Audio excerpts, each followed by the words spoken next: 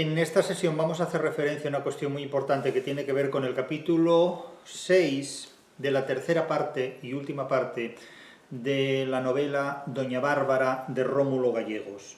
Este capítulo se titula El inefable hallazgo y en este capítulo, aparecen de nuevo tres personas. Casi en todos los capítulos de la novela aparecen tres personas, básicamente tres personas en conflicto. Finalmente aparece un personaje que es Sandoval, pero en este capítulo se plantea un tema de mucha actualidad, que es la intervención de una potencia extranjera y anglosajona en Venezuela. Es un tema que, al exponerlo, coincide con un hecho de actualidad como es la intromisión de Estados Unidos en la política de Venezuela. No es un tema nuevo, es un tema que se produce indudablemente desde la activación de Bolívar como un liberador o como un emancipador de Hispanoamérica para poner en manos de la banca anglosajona el futuro de este continente. Es decir, es el gran hipotecador de la ruina histórica de Hispanoamérica. Pero al margen de que se pueda hacer por parte de cualquier persona una interpretación de la novela como una injerencia de los Estados Unidos en Venezuela o no, al margen de todo eso, aquí vamos a limitarnos exclusivamente, literalmente, a la interpretación de la novela. Es indudable que habrá personas que interpreten la novela como una intervención de los Estados Unidos en Venezuela a través de la figura de un personaje clave en esta obra como es Mr. Danger, el señor Peligro, y otros que hagan lo contrario. También habrá personas que interpreten mis palabras como una defensa de la intervención estadounidense y otras como un ataque a la intervención estadounidense. Nada de todo esto, ninguna de las dos opciones tiene que ver con la exposición que voy a hacer de Doña Bárbara de Rómulo Gallegos. Quiero decir que si alguien va a ver este vídeo como una interpretación por mi parte o por parte de Rómulo Gallegos a favor o en contra de la intervención de Estados Unidos o de sus mandatarios en Venezuela, puede cambiar de canal, porque los tiros, y perdón por hablar de esta manera, los tiros no van por ahí. Aquí vamos a hacer una interpretación de este capítulo de Doña Bárbara, y el hecho de que actualmente se haya producido una intervención militar y política de los Estados Unidos en Venezuela no tiene absolutamente nada que ver con esta interpretación, que tampoco es oportunista. Llevo hablando de Doña Bárbara de Rómulo Gallegos desde hace años, desde hace 2 años, y en nuestro calendario destinado a la interpretación de esta novela hemos dedicado un curso académico a la primera parte, un curso académico a la segunda parte, y ahora hemos dedicado una tercera sesión de vídeos y de conferencias referidas a la tercera y última parte de la novela. Por tanto, si estos hechos han coincidido con otros actuales, no es algo deliberado. Evidentemente yo no estoy en contacto con la Casa Blanca para que se produjera una coincidencia con estos vídeos sobre la novela y su intervención en Venezuela. Eso evidentemente. Cualquier coincidencia con la realidad es puro azar, es pura fortuna. Ahora bien, dicho esto, vamos a interpretar este capítulo que se titula El inefable hallazgo. El inefable hallazgo remite básicamente al hecho de que la chiquilla, la protagonista femenina más joven, porque la protagonista femenina más adulta es Doña Bárbara, que representa la enemistad contra la civilización. Marisela, que es hija de Doña Bárbara, hija repudiada por Doña Bárbara nada más nacer, no la mató de milagro, en realidad la abandonó explícitamente, a la hija y a su padre, a su marido, al padre de Marisela. Los abandonó a los dos, él entregado al vicio del alcohol, de la borrachera, de la embriaguez perpetua, crónica, es de hecho un enfermo alcoholizado totalmente, y a su hija también la rechazó. El inefable hallazgo alude sobre todo a la madurez de Marisela y al hecho de asumir bajo su propia y exclusiva responsabilidad el cuidado de su padre, posiblemente, probablemente, en los últimos tiempos, en los últimos meses de su vida. Marisela ha abandonado la mansión en la que vivía con Santos Luzardo, que la protegía y que en cierto modo también acabará pretendiéndola para casarse con ella, mientras que doña Bárbara queda absolutamente desplazada y envidia enormemente a su propia hija porque ambas, madre e hija, disputan, luchan por el mismo hombre. El caso es que en esta circunstancia, en este capítulo, Marisela se encuentra sola con su padre, enfermo, y bajo la amenaza de Mr. Danger, bajo la amenaza de este gringo que representa el poder, la corrupción, la posibilidad de entrometerse impunemente en un territorio ajeno y tratar a Marisela como si fuera una auténtica mercancía de la que pudiera disponer sexualmente para sus satisfacciones más envilecidas realmente. De hecho, en este capítulo asistimos a una secuencia que es la secuencia nuclear, en virtud de la cual Mr. Danger, el señor Peligro, es un gringo afincado en Venezuela, de manera completamente ilegal y practicando todo tipo de ilegalidades en colaboración, en connivencia con doña Bárbara, que representa el poder local que pacta con el poder extranjero para saquear Venezuela enteramente, y en el llano de Venezuela, y en este contexto Mr. Danger le propone un contrato por escrito en virtud del cual, a cambio de unas botellas de whisky, de alcohol, el padre de Marisela le entrega a su hija a Mr. Danger, es decir, que es un comercio de mujeres, es una trata de blancas, de blanca en este caso, de mujer, en definitiva, una trata de mujer, como si la chiquilla se pudiera comprar y vender como una mercancía a cambio simplemente de unas botellas de whisky, de unas botellas de alcohol. Como puede comprenderse, la degradación de esta situación no puede ser mayor, es decir, yo con dinero compro a cambio simplemente de unas botellas de alcohol a su padre una hija para utilizarla como un instrumento sexual.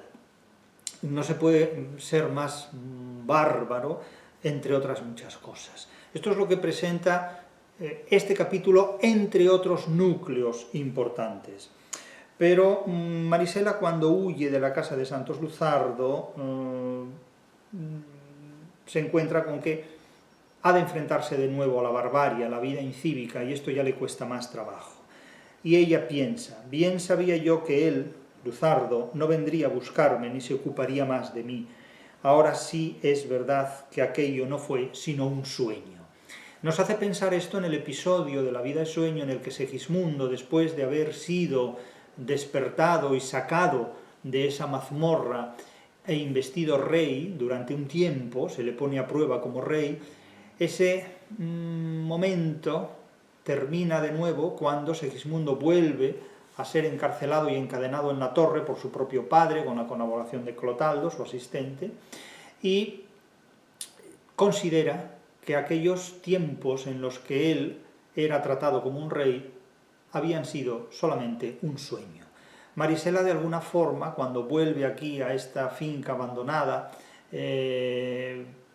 recuerda aquellos momentos felices con Santos Luzardo como si hubieran sido un paréntesis en su vida y como si de hecho hubieran sido solamente un sueño y ahora de nuevo volviera a la realidad. Es como si los buenos momentos de la vida fueran un sueño que no se fundamentaran en ninguna realidad y trataran simplemente de ser un intervalo pasajero entre los peores momentos que son los que sustantivan y constituyen realmente la vida. Nos hace pensar en esta secuencia de la vida sueño de Calderón de la Barca. Sin embargo, Santos Luzardo no vuelve, pero, como dice la propia novela, como dice el narrador, en cambio Mr. Danger caía a cada rato por allí. O sea, Mr. Danger no dejaba de transitar la morada de Marisela y su padre, con malas pretensiones, por supuesto, y era menos audaz que antes, contenido por la actitud seria y digna que ella observaba en su presencia. Ya no era osado ponerle encima sus manazas, pero estrechaba cada vez más el asedio de la presa que había vuelto a ponerse al alcance de sus garras. Es decir, que como Marisela ya ha salido de la protección de Luzardos, no tiene protección, está a merced de la intromisión, sobre todo de las pretensiones sexuales, de este Mr. Danger. Más codiciable era Marisela ahora que nunca, y alternaba Mr. Danger las habituales bromas de su perenne buen humor, lo de buen humor habría que cuestionarlo mucho, con altaneras actitudes de comprador que ya ha pagado. Nótese cómo se vincula sobre todo el poder de este personaje que está extraído de los Estados Unidos e inoculado en el llano venezolano. Nótese cómo el poder de este personaje se asocia al poder del dinero. Es decir, él tenía la altanería del comprador que ya ha pagado por una mercancía. Claro, nos encontramos ante una situación francamente bastante desagradable. Este es un capítulo particularmente desagradable, pero la literatura nunca ha pactado con el lector prometerle ninguna felicidad. La literatura no promete felicidad, esto lo hemos hablado ya en numerosas ocasiones y a ello hemos dedicado precisamente este libro del Carlino, El fracaso de la felicidad. El caso es que Marisela en un momento dado toma conciencia de su posición y ya desde una madurez inequívoca exige a su madre, doña Bárbara, que le dé un dinero que por derecho le corresponde, al menos por herencia le corresponde, para preservar la salud de su padre. No pide un dinero para ella, para la propia Marisela, sino un dinero para sacar a su padre de la dependencia del alcohol y para liberarse de las pretensiones sexuales, de la depredación sexual que se cierne sobre ella en la figura del gringo Mr. Danger. Y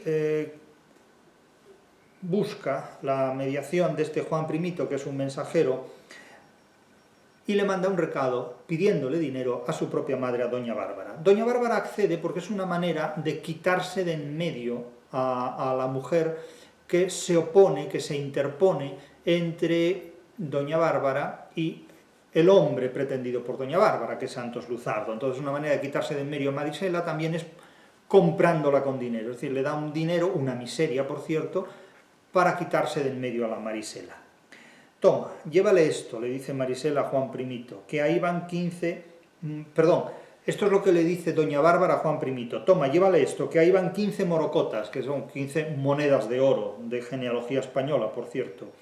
Que se vaya de por todo esto con su padre y que haga todo lo posible para que yo no vuelva a saber de ella. Es decir, que doña Bárbara no da este dinero para ayudar a Marisela y a su exmarido, padre de Marisela, sino simplemente para quitársela de en medio a la Marisela, porque al marido ya se lo ha quitado de en medio hace muchísimo tiempo, en definitiva. Entonces, ¿qué es lo que ocurre? Pues que con dinero limpia el terreno para acceder a Santos Luzardo. Le llevan el dinero a Marisela y le dice al mediador, al mensajero: «Ponlo en esa mesa», díjole Marisela, sintiéndose humillada por haber tenido que recurrir a aquel expediente para librarse de Mr. Danger y para renunciar a las limosnas de provisiones que Antonio Sandoval, uno de los empleados de Santos Luzardo, todavía seguía enviándole a su casa de Altamira. Juan Primito, que es otro tonto miserable, le dice que con ese dinero lo que puede poner es una especie de restaurante, es decir, es una polpería, un ventorro, un ventorrillo, un lugar de comidas para atender a la gente, y que Juan Primito trabajaría para ella. Juan Primito es un Mr. Danger en pequeñito, es decir, es otro depredador sexual que hace lo que puede, con menos recursos económicos, indudablemente. De tal manera que, evidentemente, Marisela lo que pretende es mudarse a otro lugar y gastar ese dinero en cuidados para su padre. Marisela se da cuenta de que su padre tiene una salud absolutamente precaria, está cogido con pinzas, por así decirlo, y quiere que al menos los últimos momentos de su vida, los últimos tiempos de su vida, tiempos relativamente indefinidos, esté lo más cuidado posible. El caso es que en este contexto irrumpe Mr. Danger en la casa totalmente derrumbada, es una morada que prácticamente en condiciones incívicas e insalubres permite que vivan Marisela y su padre, e irrumpe allí Mr. Danger. Don Lorenzo, vamos a llamarlo así, Lorenzo, levantó a duras penas la cabeza y se quedó mirándolo, a Mr. Danger, desde el abismo de su borrachera, sin entender lo que decía. Pero Mr. Danger le puso la pluma entre los dedos, es decir, en las manos, entre los dedos, y llevándole la mano lo obligó a estampar su firma al pie del escrito, aunque con una letra que no tenía de suyo, sino el temblor de la diestra por medio de la cual escribía el extranjero. Es decir, que es el propio Mr. Danger el que escribe por él. Es decir, es una farsa completa. Y Mr. Danger le dice, firma aquí, chico. Este es el documento del contratico que hicimos ayer. Del contratico que hicimos ayer. Y era para decirle, ¿qué contrato hemos hecho ayer, no? Y el otro firma, llevado por la mano de Mr. Danger. Nótese cómo el gringo le lleva la mano al venezolano para hacerle firmar el documento. Y finalmente dice el gringo, all right, exclamó Mr. Danger, guardándose la pluma en el bolsillo del pecho, y enseguida dio lectura al escrito en alta voz. Es decir, que primero lo firman y luego lo lee. Es una cosa curiosa esta, ¿no? Es decir, nos enteramos de lo que se ha firmado después de que se ha firmado. Por el presente documento, declaro que he vendido al señor Guillermo Danger, William Danger, ¿no? Billy Danger, imagínense, mi hija Marisela, Guillermo el Peligroso, ¿no? Mi hija Marisela, he vendido a Guillermo Danger, mi hija Marisela, por 5 botellas de brandy.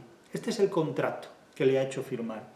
Claro, imagínense ustedes la degradación en la que se encuentra esta persona embriagada, enferma, crónica, alcoholizada, y Marisela, que es su hija, la hija también de doña Bárbara. Imagínense el grado de degradación, valga la paronomasia. Era una de aquellas brutales bromas que acostumbraba a hacer, pero Marisela la tomó en serio y se precipitó a arrebatarle aquel documento entre comillas, mientras don Lorenzo volvía a sumirse en su letargo, con una sonrisa de inconsciente y un hilo de saliva manándole de la boca. Claro, estamos hablando de un personaje que casi podría haber salido de una novela de Dostoyevsky, de una novela naturalista, donde el alcohol degrada y destruye al ser humano. Y evidentemente Marisela, irritadísima, furiosa, enfurecida, se enfrenta a Mr. Danger y lo golpea, y aquí se produce una escena ridícula. Es como si la cría de un gato se pelea con un oso. No tiene sentido, esta escena es una escena profundamente grotesca.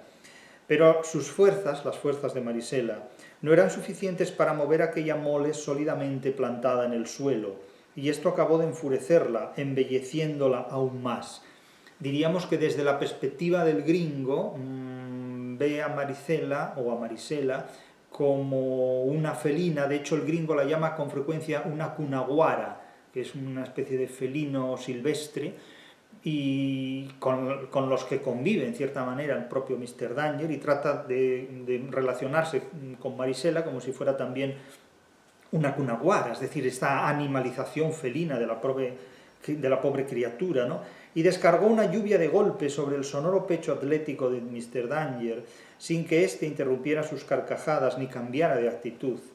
Y como no lograba sino magullarse los puños contra los recios pectorales de este gringo, ya con lágrimas en los ojos se apoderó de la pluma fuente que aquel se había guardado en el bolsillo del pecho, dispuesta a clavársela en el cuello, pero él la inmovilizó sujetándola por los brazos, riéndose siempre. La levantó en el aire y girando sobre sus talones la hizo describir círculos vertiginosos, es decir, se burla de ella, juega con su dramatismo. Luego la depositó en el suelo atontada por el mareo y deshecha en llanto, y volvió a plantársele por delante con los brazos en jarras, nótese la actitud desafiante, pero ya sin reír, resollando fuertemente y contemplándola con miradas inflamadas de deseo. Es decir, es un baboso repulsivo, ¿no? Evidentemente, pero tiene dinero, se burla de su propio padre, simula un contrato de trata de mujeres, en fin. Y luego, claro, el propio Rómulo Gallegos lo presenta como procedente de Estados Unidos.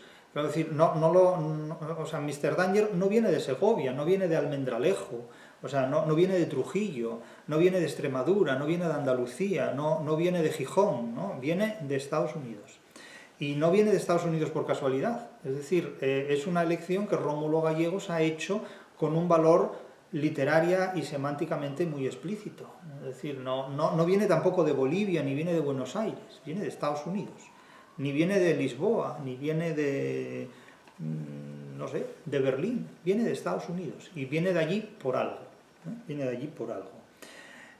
Y dice literalmente, ha estado un juego mío, quiere decir, ha sido un juego mío, pero confunde el verbo ser y estar. Ha estado un juego mío, Marisela. Mr. Danger no gusta tomar las cosas por la fuerza, menos mal, porque si le llega a gustar tomar las cosas por la fuerza ya no digo nada.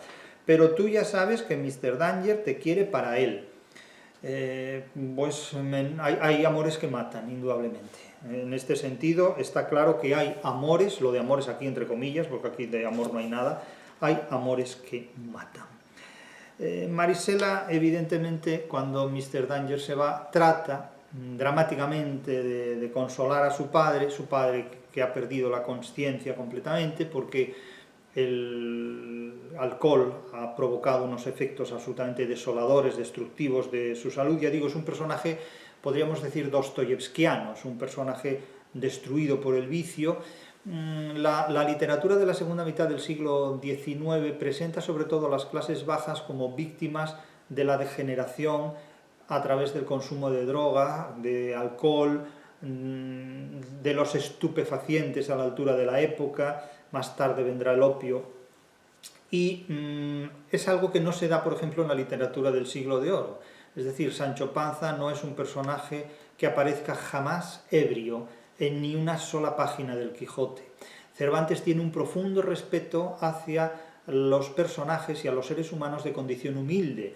Más bien, Cervantes suele faltar mucho al respeto a ciertos personajes de la nobleza, a los que presenta como violadores. En el caso de las novelas ejemplares, prácticamente casi todas las novelas ejemplares, las violaciones las cometen los nobles, las cometen los miembros de la clase nobiliaria, no nadie de la clase baja. Los protagonistas humildes de la literatura cervantina no tienen nunca jamás un mal comportamiento, ni comportamientos viciosos. Los comportamientos viciosos en la clase baja comienzan precisamente a lo largo de la Ilustración, del romanticismo y de la novela realista. Es decir, que la percepción que hay de la clase baja como un grupo de gente viciosa, degenerada y corrupta, la proporcionan las élites ilustradas. Hasta que no irrumpen las élites ilustradas, en la literatura no aparecen personas de clases humildes protagonizando, ejemplarizando o viviendo experiencias de una degradación personal, a través del alcohol sobre todo, y más tarde de la droga. E incluso las clases bajas se jactarán de adoptar este tipo de comportamientos como una forma de libertad, como una forma de liberación. Esto alcanza en Dostoyevsky una profundidad tremenda. Alcanza en Dostoyevsky un radio de amplitud impresionante. En Valle Inclán se desarrolla de una forma violentísima. Padres que incurren en incestos con sus propias hijas, en Divinas Palabras, etcétera, etcétera. Personajes de clases humildes que son auténticos peleles y protagonistas de la estética del esperpento. Nada de esto ocurre en el siglo de oro, donde las clases humildes son enormemente respetadas por la literatura. La literatura española del siglo de oro respeta enormemente a las clases humildes, incluso a los pícaros, a los que legitima en cierta manera sus formas de comportamiento. Pero sin embargo, con la llegada de la Ilustración, el romanticismo y sobre todo la novela realista, en la segunda mitad del siglo XIX, las clases humildes, socialmente más bajas, aparecen como personajes culpables de todos los problemas del mundo. Son corruptos, son degenerados, son viciosos. Es decir, que todos los vicios que tiene el ser humano se polarizan por parte de las élites ilustradas en las clases bajas. Las élites ilustradas aparecen como castas puras y virginales, como el modelo de comportamiento, lejos evidentemente de la realidad. Y eso se ha heredado hasta hoy, básicamente, ¿no? Hasta hoy está presente en todos los contextos. Es decir, las clases altas aparecen como ejemplo modélico de comportamiento y los vicios siempre están retratados en las clases bajas. Desde un punto de vista ideal, porque la realidad lo desmiente a cada paso, allí donde es posible acceder y conocer y publicar la verdad, cosa que no siempre es posible. Pero se habla de una lista Epstein y seguramente no hay gente humilde entre los listados en esos nombres, pero esto ya lo sabrán los periodistas. El caso es que Marisela alcanza un inefable hallazgo, que es el que da el título al capítulo, y este inefable hallazgo es la necesidad de cuidar de la salud de su padre. Es un hallazgo completamente ético en el sentido doble de la palabra, ético como alternativa a la moral del cuidado del cuerpo humano, y ético en tanto que alcoholizado.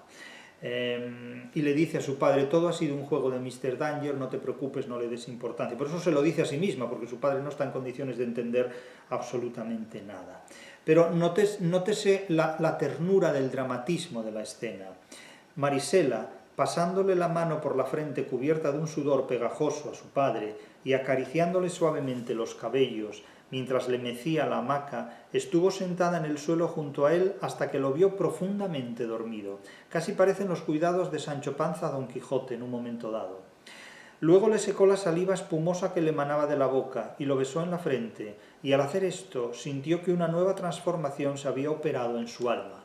Es el inefable hallazgo, es decir, el sentirse responsable de la salud de su padre. Marisela hasta ahora no ha cuidado nunca de nadie. Ya no era la muchacha despreocupada y ávida de felicidad. Nótese que la felicidad siempre es un espejismo. Para la literatura, la felicidad es siempre un espejismo, es siempre una ilusión, es algo que de alguna manera despista al ser humano del éxito. La felicidad es un éxito falso, pero esto la gente no está dispuesta a asumirlo. La gente se engaña a sí misma hasta la muerte, incluso apadrinando la muerte con una idea de resurrección, con tal de preservar un propósito de felicidad sin el cual no puede vivir. O sea, realmente el ser humano es un enfermo mental. Esto hay que reconocerlo como tal, que no es capaz de reconocer su enfermedad. Y su enfermedad mental básicamente es que no puede vivir sabiendo que tiene que renunciar a la felicidad. No puede vivir sabiendo que en la vida la felicidad es incompatible con el propio ser humano. En la vida hay instantes de ilusión, de entusiasmo, de proyección futura, pero la felicidad no está garantizada. Es decir, no hay gente más amargada que aquella que busca la felicidad, porque es que no la va a encontrar nunca. Es como el que pretende ser presidente de los Estados Unidos habiendo nacido en Coyote, en Gijón o en Vigo. Es decir, no puedes hacerlo. Entonces, claro, es una cosa que te amarga la vida completamente. Es como el que quiere ser Dios habiendo nacido mortal, o el que quiere ser marciano habiendo nacido en el planeta Tierra. Es decir, son obsesiones que son incompatibles con la experiencia humana, y la felicidad es una cosa equivalente a esta. Es como querer obrar milagros o hacer magia cuando realmente uno lo más que puede hacer es aprender a leer y escribir, y si acaso a tocar el piano o algún instrumento más, o ayudar a los demás, curar enfermedades, o ser ingeniero de caminos, canales y puertos. Pero es que entre hacer todas esas cosas y obrar un milagro hay un abismo. Entonces, claro, ya no era la muchacha despreocupada y ávida de felicidad que en Altamira había podido vivir con la risa en el rostro y una copla en los labios a toda hora, indiferente ante el espectáculo de aquella repugnante y dolorosa miseria física y moral, ajena a las tormentas de aquel espíritu, porque ante el suyo se abría un mundo luminoso, poblado de formas risueñas, resplandeciente hasta deslumbrarla. Es decir, aquí Marisela experimenta la satisfacción de cuidar a su padre. La felicidad para ella ahora consiste en cuidar de la salud de su ser más querido, que en este momento es su propio padre.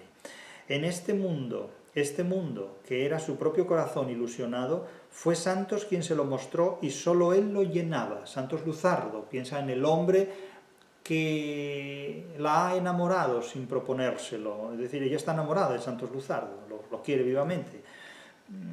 Él le quitó con sus manos la mugre del rostro. Es una imagen muy lírica, muy sensual. Con sus palabras le reveló la propia belleza ignorada. Con sus lecciones y consejos le devastó de la rustiquez y la hizo adquirir buenos modales y hábitos y gustos de un espíritu fino, pero en el fondo de esa gruta resplandeciente, nótese el contraste tan barroco, gruta resplandeciente, que era su corazón dichoso, se había quedado en tinieblas un pequeño rincón, la fuente de la ternura, y se había quedado en tinieblas porque solo el dolor podía revelárselo. Claro, el dolor es mucho más fértil que la felicidad, por eso hemos dicho tantas veces que la literatura desaparece, desvanece, cuando los protagonistas alcanzan la felicidad. Fueron felices, comieron perdices, el cuento termina. La literatura no tiene ni una sola palabra que decir respecto a la felicidad, y sin embargo es una fuente inagotable de narraciones respecto a la experiencia del dolor humano y del sufrimiento humano. De manera que ahí surge un inefable hallazgo. Ya le había sido dado conocerlo y de ahí surgía ahora una nueva Marisela, deslumbrada por el hallazgo de sí misma, con la divina luz de la bondad en el rostro y con la suavidad de la ternura en las manos que habían acariciado por primera vez con verdadero amor filial la frente atormentada del Padre. Es decir, que por vez primera en su relación con el Padre, por vez primera demuestra cariño hacia su Padre. Es como si nunca hubiera conocido a esta criatura el cariño, y al verse sobre todo amenazada sexualmente por Mr. Danger, que no cesará hasta conseguirla, ve que solo el amor de padre, el amor familiar, filial, puede de alguna manera darle fuerza para sobrevivir a esa adversidad. Hay que hacer de tripas corazón, hay que sacar de la debilidad fortaleza para enfrentarse a un individuo como Mr. Danger, que representa básicamente cómo la sociedad en la que Marisela vive, la sociedad de Venezuela, no ha generado élites capaces de defender a su población. Ella no tiene un padre que la pueda defender ante el peligro del gringo, ante el peligro del extranjero, ante el peligro de la intervención extranjera, porque las élites de su propio país siempre van a depender de la intervención de una potencia extranjera para restaurar un orden que en un momento dado se ha perdido. Claro, esa falta de autonomía, esa incapacidad para gestionar la propia libertad, para gestionar la propia emancipación, el propio Rómulo Gallegos de alguna manera lo sitúa en Bolívar. Es decir, que Bolívar es el personaje histórico que arruina la historia de Hispanoamérica al plantear una emancipación imposible, porque en realidad no es un libertador, es alguien que más bien pone Hispanoamérica a los pies de los caballos de los Estados Unidos. Y eso fue lo que ocurrió desde entonces hasta hoy, curiosamente, hasta un día como el de hoy, en el que, en fin, ocurre lo que ocurre. Estamos a 3 de enero de 26 ya, perdón, 3 de enero de 2026, y esta novela, Doña Bárbara, de Rómulo Gallegos, y este personaje, Mr. Danger, cobran una particular actualidad a través de las páginas, una vez más, de la literatura. Este capítulo termina con la llegada de Antonio Sandoval, quien alimenta y suministra víveres a Marisela en estas circunstancias, y le dice a Marisela que ella debe volver a Altamira. Le dice: usted hace falta en Altamira, niña Marisela. El doctor Luzardo se ha echado por un camino que no es el suyo y que no le lleva a buen fin. Antes, usted lo sabe, se pasaba de amigo de respetar los derechos ajenos, aunque fueran mal habidos, y quería que todo se hiciera por las vías de la legalidad. Y ahora, por el contrario, no hay arbitrariedad que no le provoque a ampliarla, hacerla, llevarle a cabo. Le suelta a Marisela una arenga para que vuelva a la casa de Santos Luzardo y de alguna manera pues se relacione con él. No hace el papel de Celestino, ni mucho menos, pero sí dispone que Marisela vuelva a la casa de donde salió, porque en ese contexto Marisela no pinta nada. Ahora bien, en todo este capítulo que leemos y sobre el que volveremos, cabe extraer una serie de conclusiones. En primer lugar, este capítulo lo que plantea es una ética muy simbólica. La hija que cuida a su padre y que adquiere un valor humano específico e irreemplazable desde el momento en el que toma conciencia de lo necesaria que es para los demás. Es decir, encuentra la felicidad cuidando la salud de quien no la tiene, que es su propio padre. Y aquí el episodio adquiere un simbolismo moral de primera magnitud, de primera categoría. Por otro lado, este capítulo de inefable hallazgo remite sobre todo a lo que no se puede contar, a lo inefable. Es un descubrimiento, es una revelación casi podríamos decir mística, interior.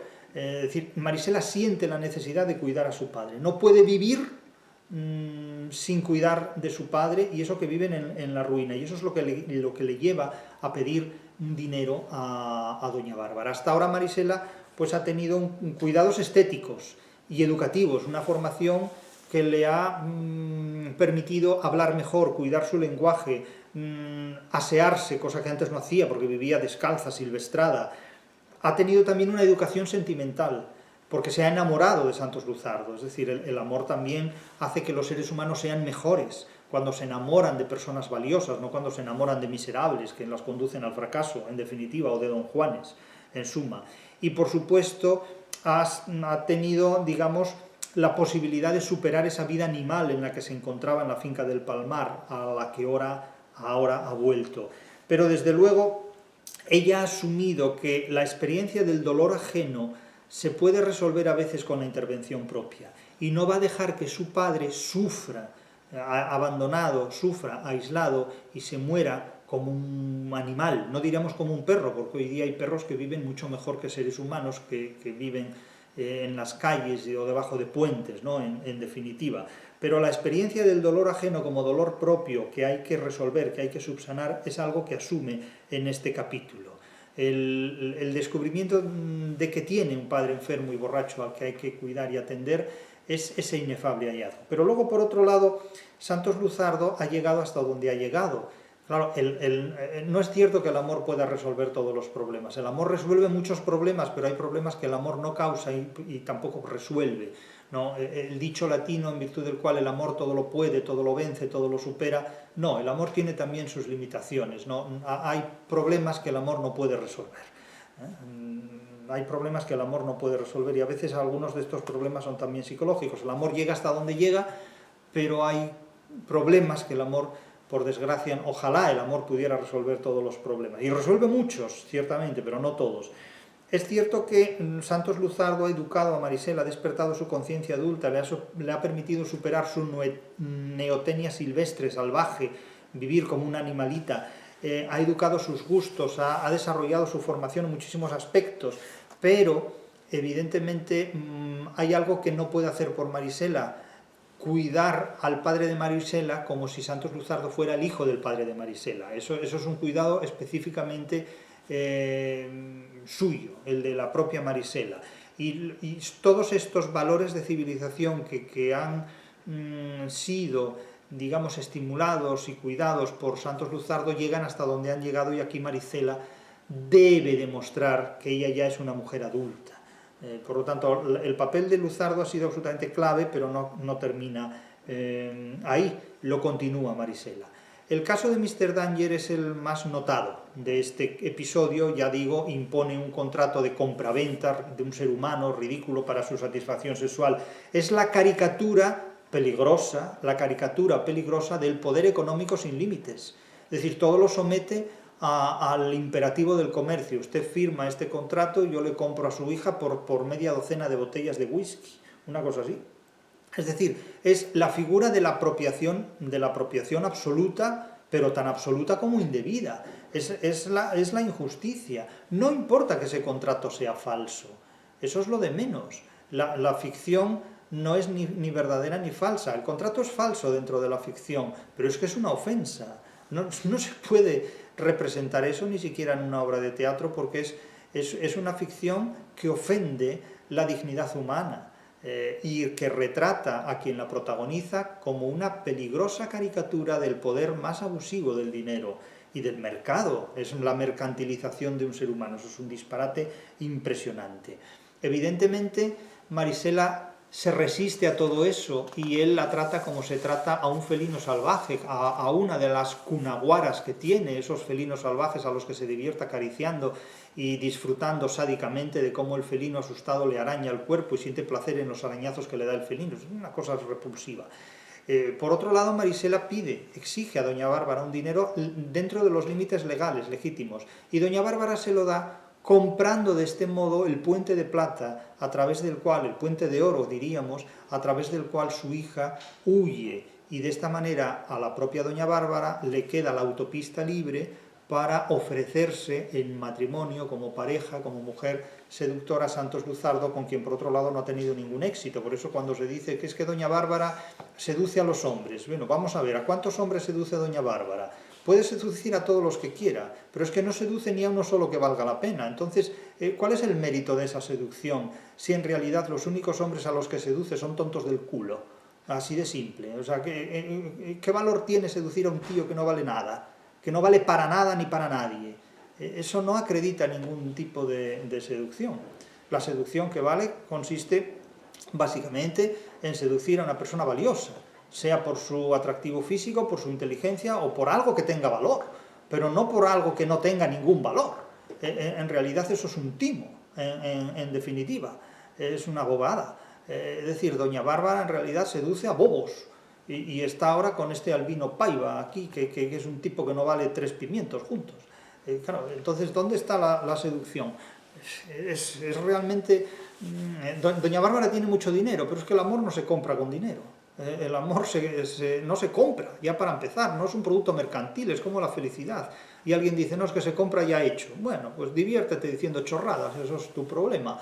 No, las bufonadas son libres y gratuitas y cada persona por internet dice las que quiera. Pero eso no cambia en absoluto la realidad, sino que simplemente te retrata como lo que eres, un bufón, un payaso, si dices ese tipo de cosas. Por otro lado, Antonio Sandoval, que representa sobre todo la sensatez, representa la sensatez popular, porque aquí en esta novela también hay muchos personajes populares que representan la parénesis popular, la parénesis de los seres humanos que dentro de su formación humana no universitaria, no técnica, no profesional, saben organizar la vida de manera muy, muy sensata y muy consensuada. Antonio Sandoval le pide a Marisela que vuelva con Santos Luzardo. De hecho, así va a ocurrir porque en definitiva la fortuna es más consciente de lo que parece, no es tan ciega como se la retrata, no es tan ciega la fortuna como la pintan, y Marisela acaba volviendo, pero ya veremos cómo, no adelantaremos acontecimientos. Lo que sí es cierto es que Santos Luzardo representa básicamente algo muy importante.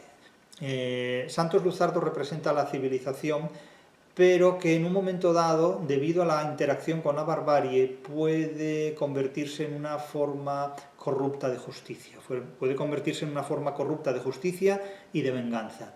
Y Antonio Sandoval representa sobre todo los límites de la civilización cuando ésta llega a convertirse en barbarie.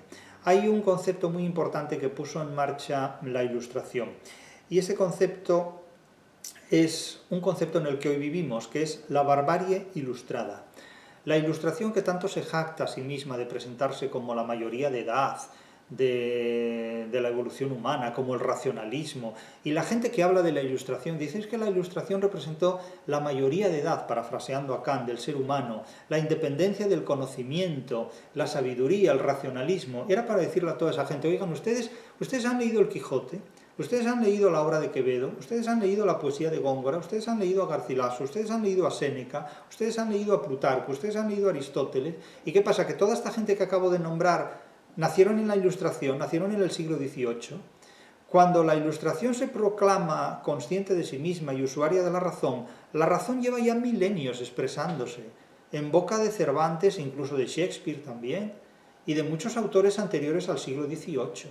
Es decir, una cuestión es que Alemania se haya encontrado de repente con la razón en el siglo XVIII, y otra muy distinta es que el resto de países del mundo ya razonaran antes perfectamente y cómodamente y limpiamente y liberalmente, y casi hasta democráticamente en muchos aspectos, más allá de lo que luego la Ilustración replantea.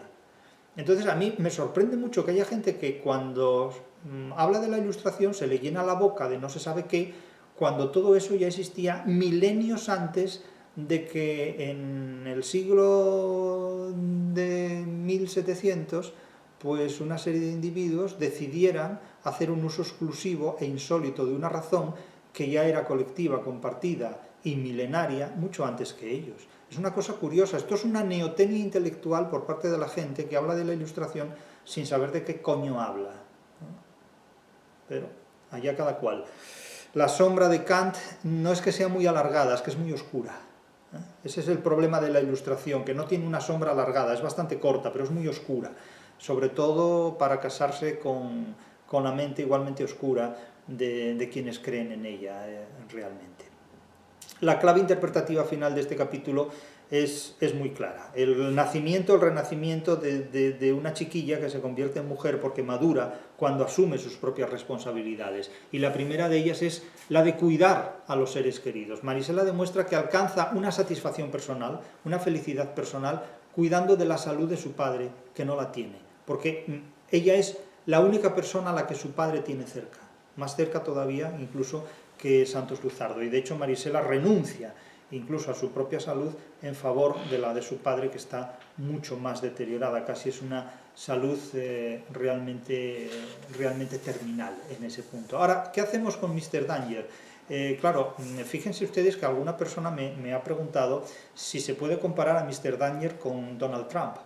Claro, evidentemente se puede comparar un huevo con una castaña y habrá gente que considere que la relación entre el huevo y una castaña es igual a cero porque son idénticos. Es decir, si un huevo y una castaña fueran dos obras literarias, estoy seguro de que muchos comparatistas de obras literarias dirían que son idénticos e indiscernibles. Vale, pero la pregunta como tal no tiene ningún sentido. Quiero decir, es lo mismo que preguntarse si Ana Ozores, la regenta, pues puede compararse con Ursula von der Leyen, ¿no? Es decir, es que no tiene ningún sentido. O sea, eso es una manera de jugar en un ámbito profundamente ignorante. O sea, eso no tiene ningún sentido. Comparar a Margaret Thatcher, por ejemplo, con Doña Paula, la madre del magistral, o con Bernarda Alba. Quiero decir, eso es establecer analogías emocionales o ideológicas que no tienen ningún sentido. Ahora, lo que sí es inevitable es que Mr. Danger representa el señor Peligro, es decir, Guillermo el Peligroso, William Danger, representa claramente en Doña Bárbara la injerencia de una potencia extranjera que es Estados Unidos, y que en connivencia con el caciquismo territorial de Venezuela representado en Doña Bárbara, la civilización y la barbarie, la civilización de Mr. Danger barbarizada y la barbarie de Doña Bárbara sofisticada, son primos hermanos, es decir, se encantan y se cuidan mutuamente en contra de una vida civilizada en el llano venezolano. Eso es lo que la novela plantea. Ahora, si a partir de aquí ustedes quieren establecer relaciones con los políticos actuales, pueden hacerlas, pero son comparaciones completamente gratuitas que ni están en la novela ni pueden estar en ninguna interpretación, porque supondría hacer un uso oracular de los textos literarios y llegar a postular que algo tan absurdo como que Rómulo Gallegos escribió esta novela pronosticando la invasión de Venezuela del 3 de enero de 2026. Claro, eso no tiene ningún sentido, eso absolutamente no tiene ningún sentido. Pero sí es cierto que Mr. Danger representa un poder extranjero, no pertenece al llano venezolano, no reconoce vínculos con esa tierra, por lo tanto la relación con esos elementos es completamente impersonal, fría, contractual, comercial, reducida a dinero, reducida a intereses personales. No se integra en esa zona, la explota. Lo mismo va a ocurrir con la explotación bananera que tiene lugar en Macondo, en 100 años de soledad. Es decir, es un leitmotiv, es un motivo recurrente en la literatura hispanoamericana. El contrato de compraventa de Marisela por unas botellas de whisky y de alcohol para mantener embriagado a su padre es una farsa esperpéntica, digna de un Valle Inclán. Es un padre que no sabe lo que firma, ni sabe que siquiera que firma nada. Es una ley que existe como un simulacro, es una escena simbólica de cómo la ley no tiene ningún valor, porque la ley simplemente es un papel mojado, es un papel ebrio, en este sentido es un documento emborrachado, etílico, en suma, y cómo la violencia está respaldada por un país exterior, por una potencia exterior que impunemente puede hacer lo que le dé la gana en un territorio donde sus autoridades, su justicia, sus gobernantes, el padre que debería cuidar de su hija, firma inconscientemente un contrato de compraventa de la criatura para fines sexuales de una potencia extranjera. Eso es lo que la novela dramáticamente plantea. Y eso no es fácil disfrazarlo de nada, es decir, es muy difícil hacer una hermenéutica en virtud de la cual en Doña Bárbara de Rómulo Gallego se vea un auto sacramental y Marisela sea la Virgen María. O sea, esto no es posible, no hay hermenéutica literaria que pueda suscribir esto. Entonces, claro, la diferencia crucial es que Mr. Danger no es Estados Unidos, sino que es alguien que viene de Estados Unidos, y que Marisela no es Venezuela, pero que sí es alguien que forma parte de lo que es Venezuela sin serlo totalmente. Y en esa combinación depredadora por parte de Mr. Danger sobre Marisela, se representa evidentemente un poder extranjero que no tiene ninguna limitación por parte de un gobierno como el de Venezuela, que impide que individuos como Mr. Danger campeen por sus respetos sobre la población de esos países. Incluso que lo hagan con la complicidad de las autoridades corrompidas, como puede ser el gobernador civil Ño Pernalete, el juez amigo de Santos Luzardo, compañero, y eso que era amigo de Santos Luzardo, si llega a ser enemigo no diremos nada, y sobre todo la barbarie de Doña Bárbara, valga la paronomasia o agnominación. Claro, cuando Rómulo Gallegos escribe la novela, se publica en 1929, pues Venezuela ya está intervenida por compañías petroleras con accionariado británico y estadounidense. Es decir, que estamos en la misma línea en la que nos encontrábamos en 1810, en 1821, cuando la liberación, supuesta liberación de Hispanoamérica, queda en manos de hipotecas gestionadas por bancos británicos y estadounidenses. Por lo tanto, el país queda a merced de mercaderes, de amigos del comercio con contratos no muy equitativos, por decirlo discretamente, aventureros, pero no de los que remontaban el Amazonas, sino de los que hacían un uso inhumano y no digo que los que remontaran el Amazonas fueran más humanos, pero no firmaban estos contratos, se lo tomaban todo por su mano. Entonces, claro, ¿cómo justificar una cosa u otra? Difícil, no es justificable una cosa u otra en términos modernos, pero es que lo que ocurre en Doña Bárbara es más moderno de lo que ocurría en 1492. En definitiva, donde incluso en la escuela de Salamanca se trabajaba en las primeras lecciones del derecho internacional público, en las cuales se inspira Kant en el siglo XVIII. Es decir, es curioso que el racionalismo kantiano precisamente haya nacido en los textos de la escuela de Salamanca en el siglo XVI. Es muy curioso eso de apropiarse de la razón ajena, no declararlo, y quedar en la historia como protagonista de una leyenda rosa que en definitiva es una leyenda cursi. Pero bueno, eso es el idealismo alemán y eso es la ilustración europea, para el que quiera creer en ella. El caso es que, como digo, Mr. Danger no es Estados Unidos, aunque procede de Estados Unidos. Marisela no es Venezuela, aunque simbólicamente representa a ese país ante la depredación estadounidense. Y el padre ebrio, borracho, enfermo, alcoholizado, representa sobre todo las élites venezolanas que no son capaces de defender a su país y a la población de su país de la depredación de potencias extranjeras que las maltratan de esta manera. Es una élite incorrupta, es una élite incapaz de gestionar su propio país, los recursos humanos y naturales de su propio país y, en definitiva, incapaz de defender a su país. Pacta con el caciquismo local representado en la barbarie de Doña Bárbara, y de esta convivencia entre Mr. Danger, Guillermo el Peligroso y Doña Bárbara es la Venezuela que se retrata en la narrativa, en la novelística de Rómulo Gallegos. El poder del dinero, el contrato desigual, la impunidad ejercida ilegalmente por una potencia extranjera. ¿Hasta cuándo? ¿Hasta cuándo?